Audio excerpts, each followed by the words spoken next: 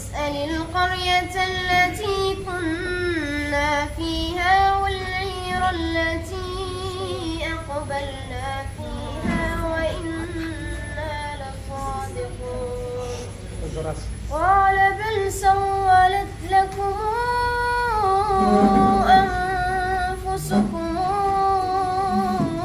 أمرا فصبر جميل عسى الله